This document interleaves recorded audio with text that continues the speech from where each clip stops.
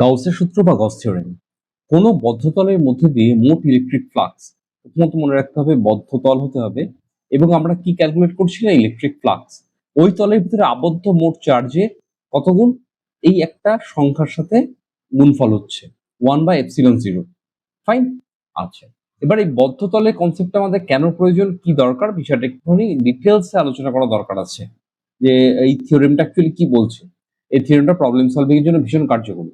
তো প্রথমে কি করা হচ্ছে ধরা যাক এখানে একটা চার্জ আছে তাকে আমি কিউ বলছি, একটা কিউ বলছি। এবার আমি তার চারপাশে কি করতে পারি একটা কাল্পনিক ক্ষেত্র আঁকছি। কি করছি কাল্পনিক ক্ষেত্র আঁকছি, স্টেপগুলো খেয়াল রাখবে। এবং এই ক্ষেত্রটা কি হতে পারে গোল হতে হবে তার কোনো মানে নেই, কেউ যদি মনে করে চৌকো আঁকবো তাতে অসুবিধা নেই, যেমন ইচ্ছা আঁকতে পারো। কিন্তু কিছু রুলস আছে সিমেট্রি ফলো করে, সেটা আমি পরে এই ভিডিও শেষে আমি তোমাদের লিস্ট দিয়ে দেবো যে কখন কোনটা তোমরা ব্যবহার করবে। তো এটাকে আমরা বলছি যে একটা সারফেস, কারণ সারফেস দিয়ে কি করছি আমরা বদ্ধ করছি। দেখো চারদিক দিয়ে পুরো ঘেরা, কোথাও কোনো ফাঁকা জায়গা নেই। ও ডটের ফাঁকাটা ধরো না, পুরোটাকে আমরা ঘিরে দিয়েছি সারফেস। এই যে সারফেসটা অনেক সময় অনেকে কনফিউশন হয় এই সারফেসটা কি অরিজিনাল না, এই সারফেসটা কিন্তু কি না কাল্পনিক সারফেস। কেমন হবে কাল্পনিক বা ইমাজিনারি কাল্পনিক। তা একটা কাল্পনিক সারফেস আমরা টেনে দিচ্ছি বা কাল্পনিক তল আমরা টানছি। ওকে, যে তলটা দিয়ে গোটাটাকে ঘিরতে হবে। Okay fine. এই যে চিহ্নটা দেখছো এই যে ইন্টিগ্রেশন করা আছে এবং মাঝখানে গোল্লা, এই গোল্লার অর্থ হচ্ছে এটা ক্লোজ করা হয়েছে মানে বদ্ধ করা হয়েছে এবং ডিএস আছে মানে এটা সারফেস ইন্টিগ্রেশন, অর্থাৎ সারফেসের উপর ইন্টিগ্রেট করা হচ্ছে, সারফেসগুলোকে ধরে যোগ করা হচ্ছে। যদি আমরা এটা করি অ্যাকচুয়ালি এখানে দুটো ভেক্টর আসার কথা যেহেতু ডট প্রোডাক্ট হয়েছে। তো এই যে ই ডট ডিএস এর ব্যাপার যেটা এলো সেটা তার মানে কি দাঁড়ালো যে এই যে চার্জটা এই চার্জটা কি পরিমাণ আধান বাইরে বের করবে, সরি কি পরিমাণ ইলেকট্রিক ফ্লাক্স বাইরে বের করবে তা সম্পূর্ণভাবে এই আধানের উপর নির্ভর করছে। তো এই যে ই ডট ডিএস আমরা আগের ভিডিওতে দেখেছি এটা হচ্ছে আমাদের কি না ফাই বা ফ্লাক্স, এটাই হচ্ছে আমাদের ফ্লাক্স। ওকে, ফ্লাক্স ক্যালকুলেশন আমরা করেছি। এই ফ্লাক্সের পরিমাণটা হচ্ছে কিসের সঙ্গে সমান কিউ বাই এপসিলন জিরোর সাথে সমান। এটাই গস থিওরেম আমাদেরকে বলছে এবং এটা প্রচুর ক্ষেত্রে প্রবলেম সলভ করার ক্ষেত্রে ইজি হবে, কিছু ক্ষেত্রে সমস্যা বাঁধতে পারে যে না এখানে হচ্ছে না, বাট সেটা কখন কখন এই সমস্যা হবে সেটাও আমি বলবো তোমাদের।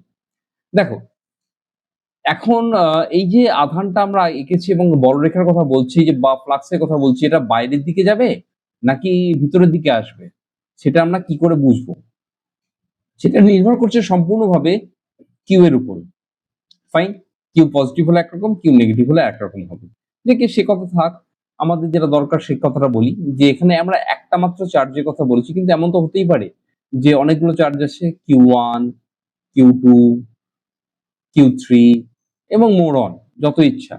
এখন ধরে নেওয়া যাক কেউ কোনো ব্যক্তি বা কোনো স্টুডেন্ট এটাকে গোটাটাকে ঘিরবে, গোটা সারফেসটাকে ঘিরবে, ঠিক আছে, সবকটা চার্জকে নিয়ে ঘিরবে হতেই পারে।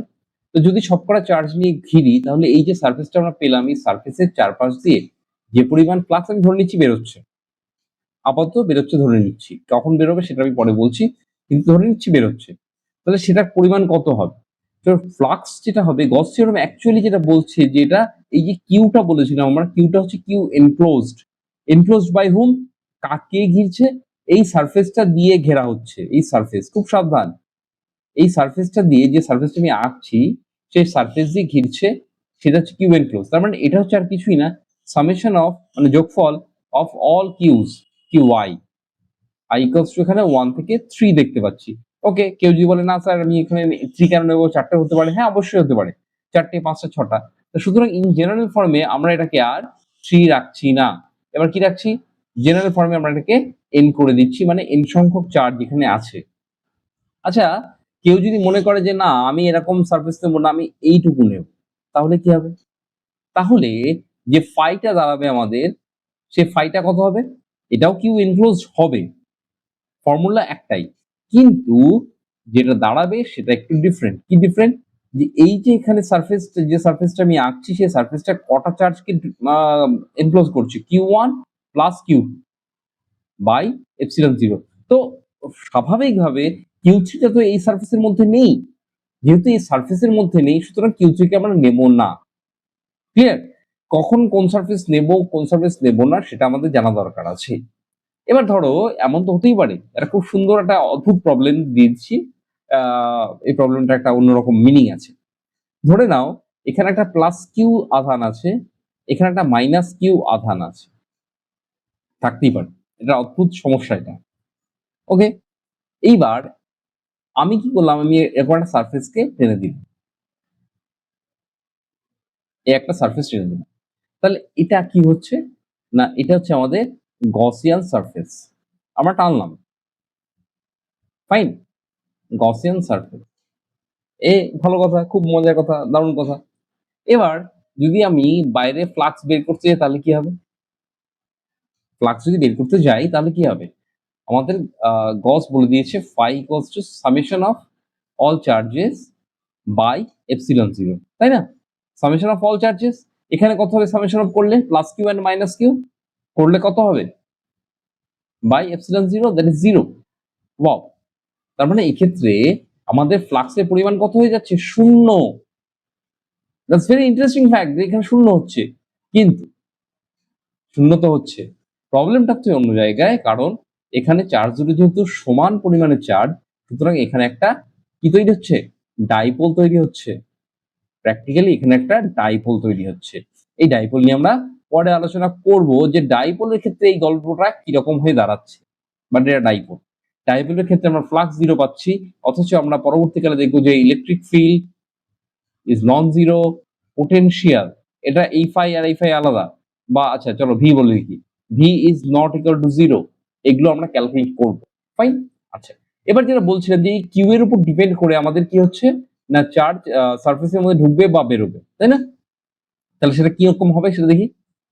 এখানে একটা ছবি আঁকা আছে, দুটো ছবি আছে অ্যাকচুয়ালি। তো plus Q charge, plus Q যদি চার্জ থাকে তাহলে আমরা কি করছি না, দেখছি যে সারফেসের সাথে লম্বভাবে বাইরের দিকে বেরোচ্ছে আমাদের বলরেখা, মনে থাকবে, বলরেখা কি হচ্ছে, বাইরের দিকে বেরোচ্ছে। প্লাস থাকলে বলরেখা বাইরে বেরোবে, আর মাইনাস থাকলে কি হবে, বলরেখা ভিতর দিকে ঢুকছে। ওকে, প্লাস থাকলে একরকম, মাইনাস থাকলে আর এক রকম। মানে যদি তুমি দুটো চার্জকে পরস্পর রাখো, যে একটা মজার বিষয় এটা, যে ধরে নিচ্ছি যে এই চার্জটা এইভাবে গিয়ে চার্জ পরপর আছে, এই যেন এখান থেকে বেরিয়ে যেন যদি পাশাপাশি রাখা হয়, দেখো একটা বলরেখার একটা প্যাটার্ন তৈরি করে দেবে।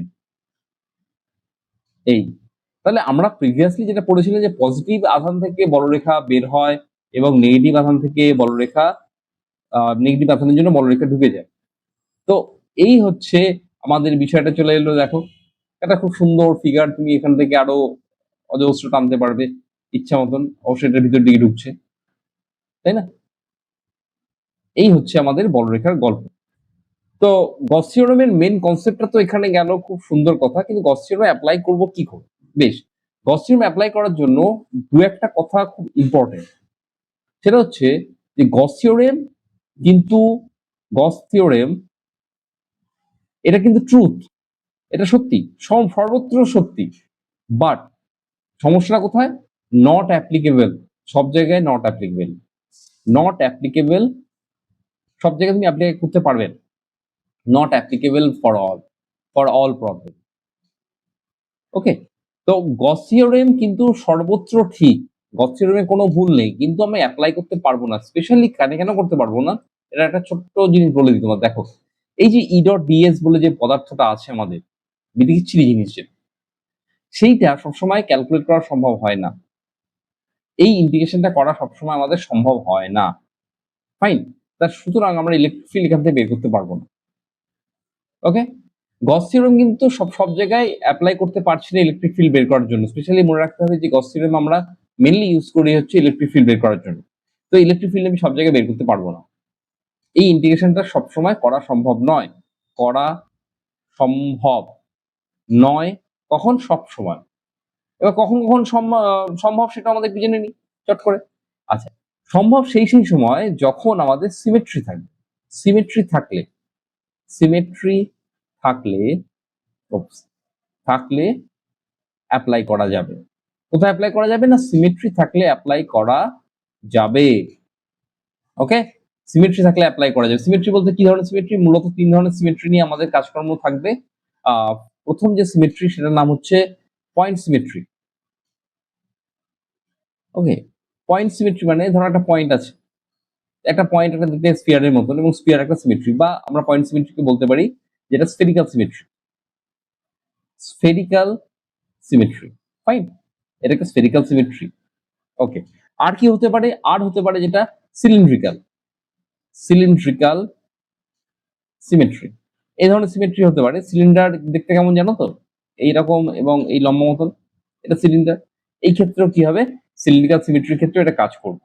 আর একটা টেকনিক আছে, সেই টেকনিকটা একটা প্রবলেমের মাধ্যমে আমি তোমাদেরকে একটু বোঝানোর চেষ্টা করবো। জাস্ট এটা বলতে পারো যে ইটস জাস্ট এ প্রবলেম, এবং সেই প্রবলেমের রেসপেক্টে আমরা এটা বুঝবো।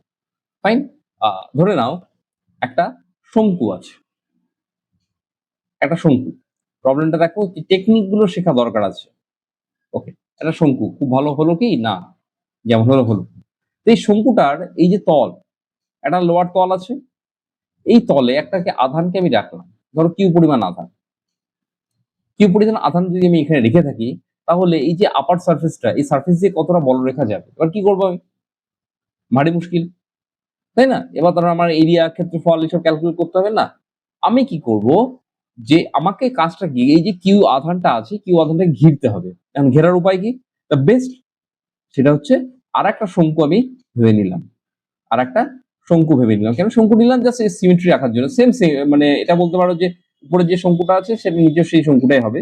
আমি ছবিতে একটু প্রবলেমেটিক হচ্ছে। তো এইটা হচ্ছে আমাদের এবার গসিয়ান সারফেস তৈরি করলাম, গসিয়ান সারফেস। এবার দেখো এই চার্জটাকে পুরোটা ঘিরে ফেলা হয়েছে, তাই না? পুরোপুরি ঘিরে ঘিরে ফেলা হয়েছে।